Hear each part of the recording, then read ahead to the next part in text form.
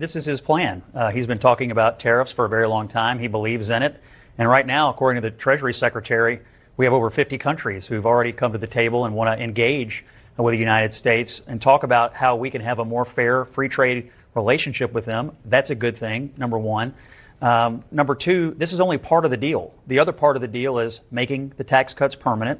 And maybe even, if I were them, cut the capital gains tax and offer to slash the corporate tax rate and see if you can get any Democrats to join, because I'm amused by the Democrats who are all of a sudden free traders and for lower taxes. Well, if you've got Democrats who'd like to reduce the taxation on corporate activity, well, let's see how serious they are. Cut capital gains, slash the corporate income tax rate. I find it amusing that everybody talks about the '08 crash and the COVID. No one ever mentions that in 2022, the S&P was down 20, the NASDAQ was down 33, and I don't remember any of these Democrats being in hysterics when the market fully crashed in 2022. Would you be open to a pause in tariffs to allow for negotiations? Well, we're not looking at that. We have many countries that are coming to negotiate deals with us, and they're going to be fair deals, and in certain cases they're going to be paying substantial tariffs. There'll be fair deals. As you know, I spoke this morning with the Prime Minister of Japan, and we had a very good conversation. They're coming. And I said, one thing, you're going to have to open up your country, because we sold no cars, like 0 cars in Japan, and they sold millions of cars into our country. They don't really take our agriculture, a little bit of it just to keep us slightly happy, but they don't take what they're supposed to be taking. So we have a great relationship with Japan. We're going to keep it that way, but they're coming in to meet, and other countries are coming in. With China, as you know, against my statement, they put a 34% tariff on above what their ridiculous tariffs were already. And I said, if that tariff isn't removed by tomorrow at 12 o'clock, we're putting a 50% tariff on above the tariffs that we put on. All right, guys, so we got to continue our coverage of the chaos that is happening as a result of President Trump's tariffs. Okay, this chaos is purposeful. This chaos is meant to allow the administration to get maximum leverage in order to negotiate the trade deals that he wants, right? We're trying to reorganize world trade, right? This is Bretton Woods 2.0. The Mar-a-Lago Accords are being orchestrated right in front of the world to see, okay? And that is being done by President Trump and Treasury Secretary Scott Bessent, who, for whatever reason, the liberal media thinks it's a good idea to bet against one of the best macro hedge fund managers in the world, right? The guy that helped break the British pound, the liberal media is claiming is crazy. And I guess, I don't know, he sold out. There's also rumors from Stephanie Rule on MSNBC that Scott Bessent wants to quit, right? Because he doesn't agree with the tariffs. When clearly, obviously, if you listen to the guy talk, everything that's happening right now is a part of the plan. In fact, Treasury Secretary Scott Bessent is leading the negotiations with Japan, because Japan wisely has come to the table and said, you know what, we're sending a whole delegation, right? We're rolling out a red carpet to try to make President Trump happy with our trade situation and to continue business as usual. And other countries should take note of what Japan is doing. Joining me now is U.S. Treasury Secretary Scott Bessent. Mr. Secretary, welcome back. We appreciate it very much. So as I understand it from your postings, the President has tasked you and U.S. Trade Rep Jamieson Greer to implement the President's vision with respect to negotiations on Japan among our closest allies. So you and Jamieson Greer are going to pick up the ball and negotiate with Japan. Can you tell us more? This is a very important development. Larry, Larry, first of all, good afternoon. Thanks for having me on. And it is a very important development. And I'll tell you that the kind of impatience that we've seen with commentators, with the market over the weekend or since April 2nd has surprised me. And President Trump, as you know, is better than anyone at giving himself maximum leverage. So what he's done is we outlined the tariffs on April 2nd and then gave the countries several days to think about it. As I advised on many shows on April 2nd, I suggested that the foreign officials keep your cool, they do not escalate, and come to us with your offers on how you're going to drop tariffs, how you're going to drop non-tariff barriers, how you're going to stop your currency manipulation, how you're going to stop the subsidized financing. And at a point, President Trump will be ready to negotiate. And he had a very, very productive call with Prime Minister, with the Japanese Prime Minister this morning, and he has asked me and Jameson Greer to take the lead on this. And as you said in your last segment, President Trump is going to be directly involved in those negotiations. Mr. Secretary, did Japan put an offer on the table? I mean, some places have said we'll put zero tariffs. We've heard that. I mean, actually, whether you buy it or not, the European Union, von der Leyen, said that they would go 0 and 0. Does Japan put an offer on the table yet? I haven't seen anything from them, but Larry, I can tell you that there are 50, 60, maybe almost 70 countries now who have approached us. So it's going to be a busy April, May, maybe into June. And Japan is a very important military ally. They're a very important economic ally.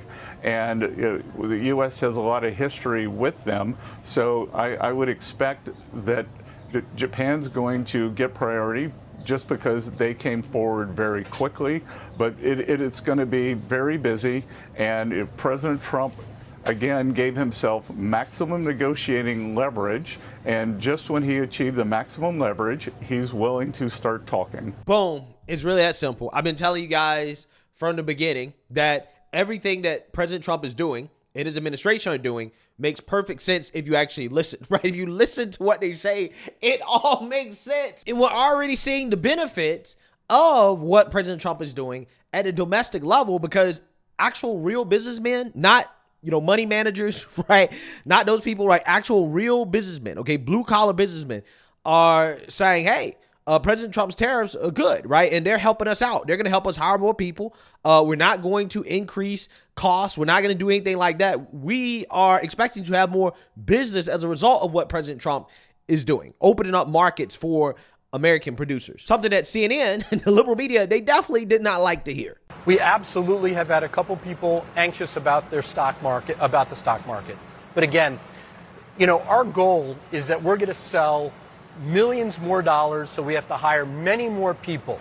If we do that, we're going to hire them at very good jobs, with very good pay, wonderful benefits with the 401k match. True, there's some companies that have been buying T-shirts from Vietnam and China, and they're going to have to pay a couple more bucks for a T-shirt, and then the American consumer is going to have to pay more for a T-shirt. That's obviously not pleasant for those American consumers. But I think there's going to be an overwhelming surge of hiring in America as things level out, as American factories ramp up and people have to hire talent, buy machines. We've invested money in buying new machines because we're so enthusiastic, so optimistic about the future. That's going to start happening throughout the nation, and people are going to be leaning into the future. This is a very exciting time for the American manufacturing worker. We're going to be able to pull people from poverty into the middle class that used to not have an avenue. They had no shot at getting into the middle class. We're going to be able to offer them a shot. We're not going to jack prices up. We're going to keep them, right where they are. We have plenty of inventory on ground. We got cars incoming. And more than just holding the line on prices, Orsini said he sees the need for Trump's tariffs, which the president says are a way to help rebuild America's industrial base, including the auto industry. If you drive up to Michigan or go to these places where, the American cars were being built years ago, it's very dead up there now. A lot of empty buildings, a lot of empty factories. We didn't have to go all the way to Michigan to find a manufacturer hurt by foreign competition. The president of Taconic Wire in North Branford told us her family business, which produces stitching wire for a range of industries, has lost clients to China for years, and they're already seeing a turnaround. We've actually been inundated with our customers calling in now, looking to buy wire from us once again, now that the tariffs have gone into effect. Other businesses we spoke to echoed that sentiment to buy American. Dave Rutigliano is a Republican state legislator. He also operates a string of bars and restaurants across the state. Most of our products we use here are from the United States. Ritigliano said the biggest drag on his business has been inflation, which he holds Democrats like former President Joe Biden responsible for. That has had a bigger effect on all of our prices, more than we anticipate with tariffs. Who have you never been able to sell your product to? Well, the European community has been a big market that we'd love to get to, and certainly Australia is another one that sells lots of beef here in the United States, but we don't get to sell to them. How does this moment in time feel like a game changer for your industry? Well, I think we're happy that the president finally singled us out and said that we do need to increase our beef sales to other countries, and that he's going to try and make an effort to do that. So it'll be a great time for our industry if we can sell more and have a better market and higher prices. Ultimately, President Trump's retaliatory tariffs, right, his reciprocal tariffs, those tariffs were decided from a maximalist position, aka, yes, we're going to slap some surprise tariffs on you that are a lot higher than you thought because we want to start with maximum leverage. We want you to understand we serious. We're not playing games. And if you don't come to the table now, aka fly your butt to Washington, D.C., right? If you don't fly here right now, okay, then understand that your economy will be destroyed. We will destroy it, okay? We're not playing around. That's how you get deals done, right? Simple, right? Very easy to understand, okay? But apparently the mainstream level media can't understand it, okay? And you have some countries, or I guess the European Union is a group of countries that they want to pretend as if they're coming to the table, but they're up to their same old tricks. But I also want to be clear. Reaching for tariffs as your first and last tool will not fix it. This is why from the outset, we have always been ready to negotiate with the United States to remove the remaining barriers to transatlantic trade. At the same time, we are prepared to respond.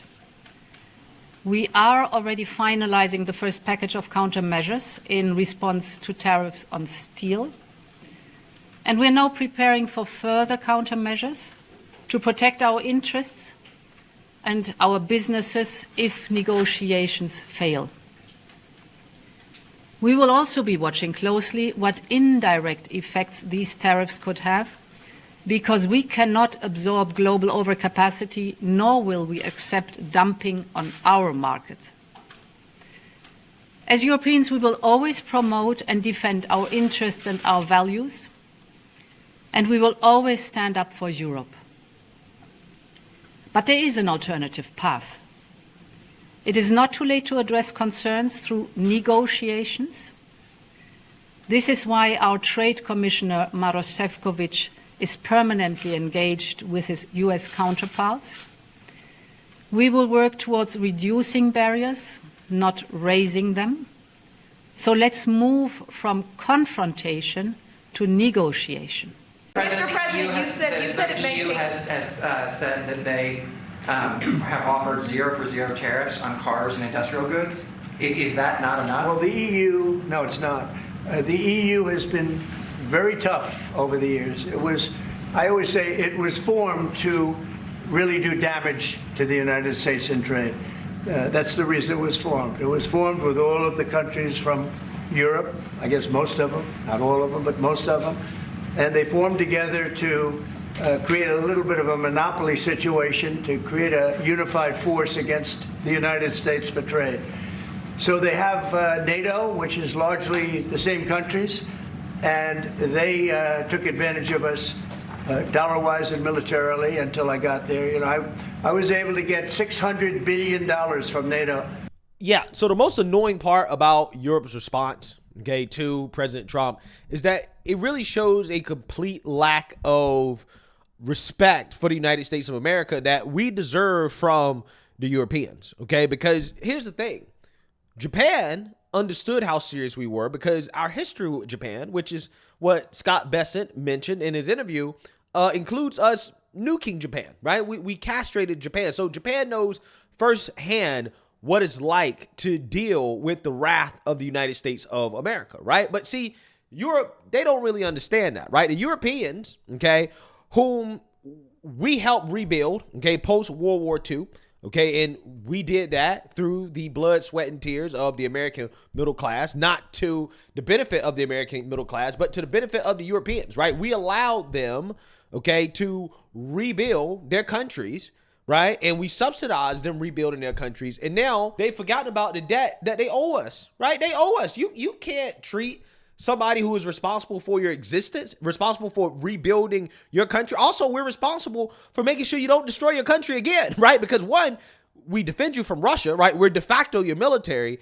And, throughout all of European history, for the most part, you just fight each other, right? All day. So, I'm just saying that the United States is very beneficial to Europe, but the amount of disrespect that they're showing is really something to behold. It is a damn shame that they're letting a woman come out here and to pretend as if Europe is going to put retaliatory tariffs on President Trump, right? As if this is a real negotiation, right? It's very disrespectful, okay?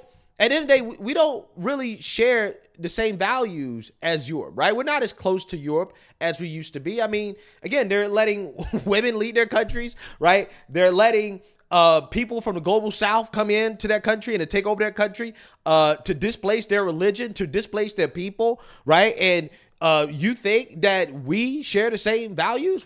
You don't even believe in basic free speech. Again, I think what has happened to the white European man is really a tragedy, right? Because the white Europeans used to be respected on the world stage, but now it seems as if the white Europeans have become a doormat to the world. So don't sit here and try to act like you're big and bad to the president of the United States, to President Trump, because without America, you guys will still be fighting, or worse, you all be speaking German. Okay. So again, ultimately at the end of the day, this is why we should have colonized Europe, right? We should have colonized them after the war, after World War II. They should have been colonized. That way we don't have to worry about it, because ultimately at the end of the day, all these countries, they need to be vassals of the United States of America anyways, right? Let's keep it 100, right? All these countries should be vassals of us, and we should be on top, and they should understand their place, right? And ultimately, at the end of the day, the Europeans, their britches are getting too big, okay? And it really pisses me off, right? As you can tell, I'm just saying that we can pull out of NATO, right? They don't spend that much money in their military. We can pull out of NATO, or we can place our military in places that are extremely uncomfortable for some of these European leaders, to really let them know that we mean business. This is not a real negotiation. You need to just go ahead and pull up to Washington, D.C., and let's get these negotiations going, okay? Because ultimately, we have to isolate China. That's what this is about. This is why they don't have a choice, and we don't have time for these games of these leaders trying to act like they got more leverage than they have. You have no leverage. Your military is weak. Ultimately, you have no leverage. Okay, so China, okay, they are basically trying to ratchet it up. Again, this is why we need the Europeans to get in line sooner rather than later, because they are imposing a 34% retaliatory tariff, okay, on President Trump. And President Trump is now threatening a 50% tariff, additional tariff on China, right? So China is playing hardball right now. And the liberal media, they're upset with the fact that President Trump is not backing down from China, because ultimately, at the end of the day, these liberal media outlets seem to be rooting against the United States of America. Pay attention to all of these outlets that are actively rooting against the president, okay? I mean, it's really stunning to behold. So without further ado, let's get into it. I want to start on these tariffs. The market is on track right now for its worst weekly performance since March of 2020. How do you continue to be an advocate for these tariffs, given the sell-off we're seeing, given that I have had every source on our show this morning say that these tariffs will be causing a recession in the United States? They don't know that yet. They don't know how long the tariff's going to be on. We've never done this before. We've never taken on the entire globe. Usually it's done in trade agreements with specific countries, such as NAFTA, which was Canada and Mexico, or a European Union situation. This is unique, over 60 countries. Now, there's two aspects to these tariffs. Number one is reciprocality against tariffs from one country to another based on products and services that are specific. So if you're charging a 20% tariff in India, China is going to be reciprocated in the United States. And those go away pretty quickly. That actually leads to fair trade. The more complex aspect of these negotiations are around the idea of trade imbalances. And so when you put on tariffs to try and fix trade imbalance, it's difficult because the largest economy on earth is the United States. So really you're starting a behemoth negotiation, and it's happening in every country. You highlighted Canada, but you might as well talk about Britain or even Switzerland, where I am right now, where they have over 30% tariffs imposed 48 hours ago. And so you can assume that behind the scenes are two spheres of negotiations. One is, let's try and reduce the imbalance of trade by buying more stuff from the United States. That's one signal. And the other, which is very easy to fix, is simply remove all tariffs. If you're going to have reciprocal tariffs at 20%, 30%, 40%, just get rid of them, bring them down to zero. But Kevin, as of this morning, with the 34% retaliatory tariff from China to the United States, we are not getting closer to free trade. We are just getting further into a trade war.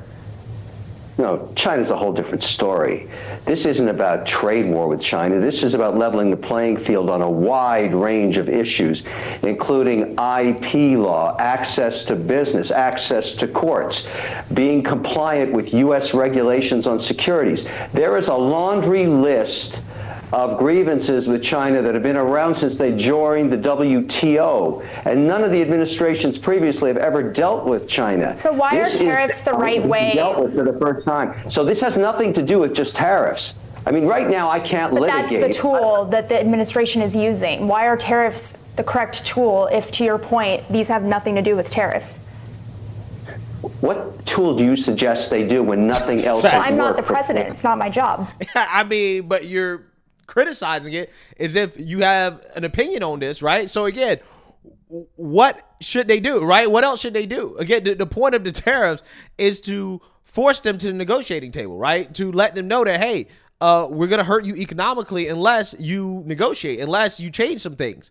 I mean, what else are we supposed to do? Does she want us to fight a real war with them, right? Is that what you want? Okay, because this is a way to do it in a way that, again, won't cost lives, right? Because usually when stuff like this happens, again, you know, you're talking about actual war breaking out, okay? Because, you know, China at this point, they need to be contained, okay? We need to be able to compete on a more even playing field due to the fact that China has significant advantages in the sense that they have a very large population, I think 1.4 billion people, okay?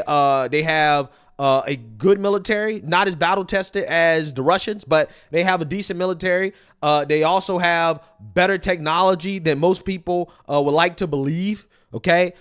They have a homogenous society that is ruled by a dictatorship that doesn't have to worry about democracy, right? So they can plan for 100 years into the future instead of just 4, right? They have significant advantages that we don't have. Okay. And ultimately, again, we have to compete on a more even playing field against China in order to avoid them overtaking the United States as a world superpower. Okay. And again, this is why we got to get these other countries on board. We don't have time to play with Europe in their games, trying to act tougher than they really are, or Canada, or any of these other countries. We don't have time, right, for that. Okay. We need to go ahead and renegotiate things in our favor so that we can contain China and we can compete on a more even playing field. Okay.